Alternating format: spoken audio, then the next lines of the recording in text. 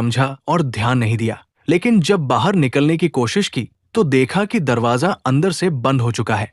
अब वो हैरान रह गया। उसने दरवाजा खोलने की हर कोशिश की, यहाँ तक कि जेब से एक सिक्का निकालकर ताले में फंसाकर भी खोलने की कोशिश की, मगर सब बेकार गया। अब उसे लगने लगा कि इस जहाज पर वो अकेला नहीं है, कोई है जो उसे परेशान कर रहा है, जो दिखता नहीं लेकिन हर वक्त मौजूद है। उसे लगने लगा जैसे कोई उसके साथ बेरहमी से खेल रहा हो। वो जोर से चिल्लाया, कृपया जो भी हो दरवाजा खोल दो, मैं कोई चोर नहीं, बस देखने आया हूँ।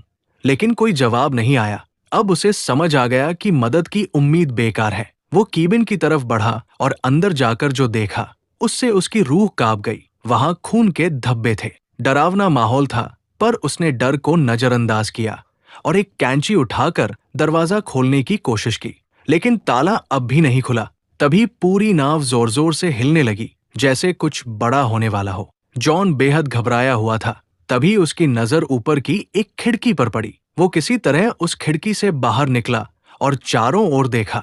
दूर से एक विशाल कार्गो जहाज उसकी ओर आता नजर आया। उसकी दिशा सीधी उसी नाव की ओर थी। जॉन को समझ आ गया कि अगर वो जहाज टकराया तो सब खत्म हो जाएगा।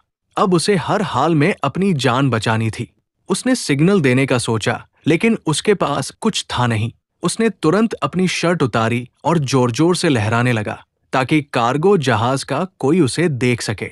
लेकिन अफसोस, इतने प्रयास के बाद भी किसी की नजर उस पर नहीं पड़ी। अब जॉन को किसी भी हालत में अपनी जान बचानी थी। अगर उसकी नाव आगे बढ़ती रही तो कार्गो जहाज से टकराकर सब खत्म हो सकता था। तभी उसकी नजर खिड़की के पास लटकी एक रस्सी पर पड़ी। उसके दिमाग में तुरंत एक आइडिया आया। अगर वो इस रस्सी का इस्तेमाल करे तो शायद जहाज को रोक सके। उसने जल्दी से रस्सी बांधी और बाहर फेंकी ताकि नाव की गति रुक जाए। लेकिन हालात और बिगड़ गए। रस्सी इंजन के पंखे में फंस गई और खींचते हुए बाथरूम के अंदर आकर उसके गले में अटक गई। उसका दम घुटने लगा।